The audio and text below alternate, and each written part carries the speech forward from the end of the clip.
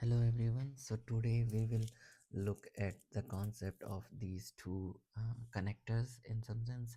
So we will look at damit and we will look at and zu, how they are used in German, how you can use them to make your language sound at A2 and B1 level, and then we will see some examples how you can use it and in what are some exceptions or rules you need to remember. But yeah, it's pretty easy, so let's start. Okay, so damit and umzu. So usually when you make two sentences and they have like a main part, and then there's a sentence one, and then you have a sentence two. So what this connector will do is it will come between these two sentence, right? This damit or the umzu, and it will try to answer that why you do something and for what reason you have done something. So for example, in sentence one you said that you are doing something, some activity, right? And then in the second one you will explain why you did that activity.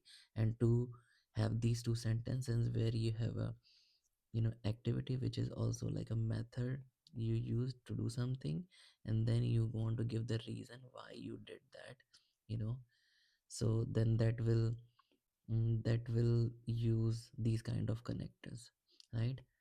So you will have a first sentence telling the method, and then the second sentence telling about the reason why you did something, right?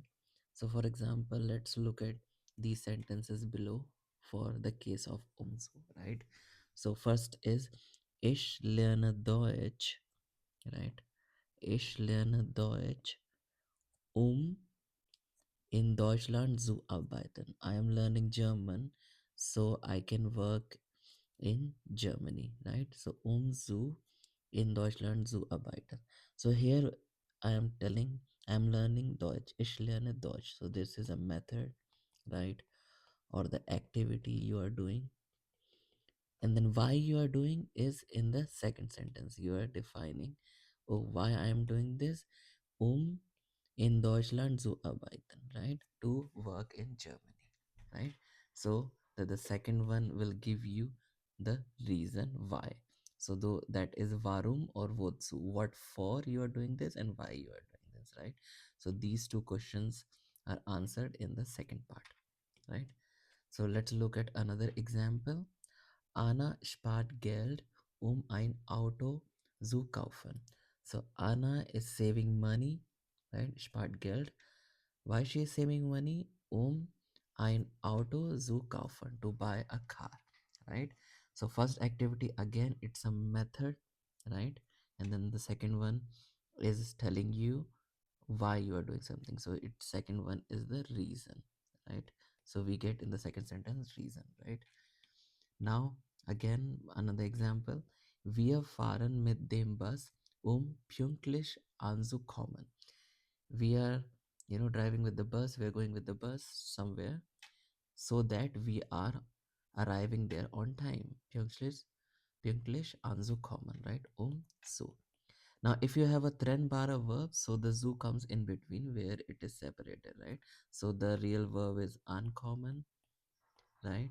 So it's a trennbare verb which can be separated. So zu comes in between. So zu and zu is in this are infinitive verb uncommon, right?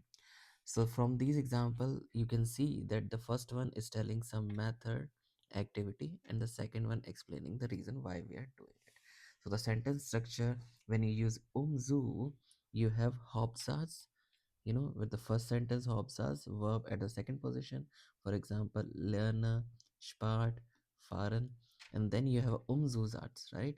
Where you are using and zu, right? In all the cases.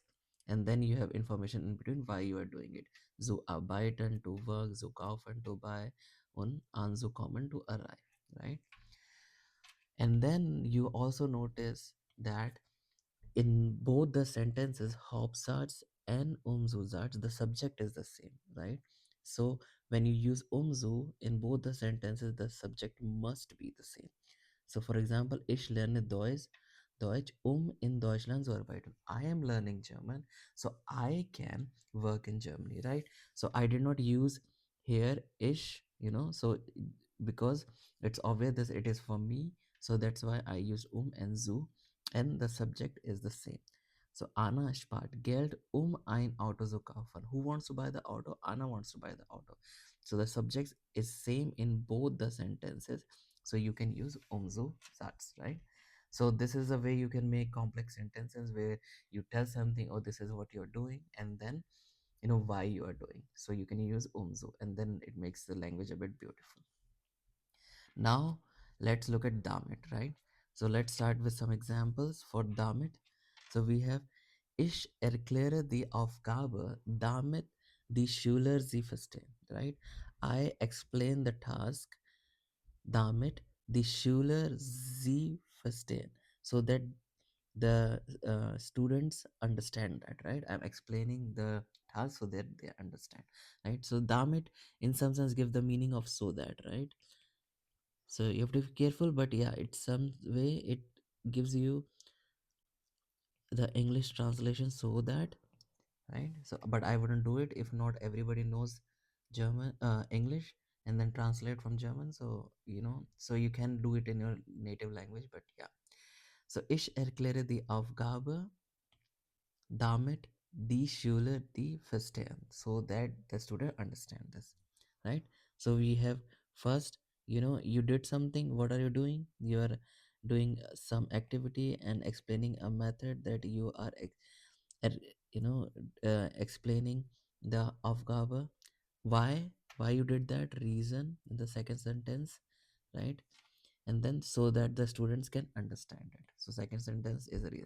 So again, the structure is the same. Umzu and damit, they are explaining an activity, and then why this activity has been done comes in the second sentence. So Anna spritzt langsam, damit ihr Freund alles versteht, right?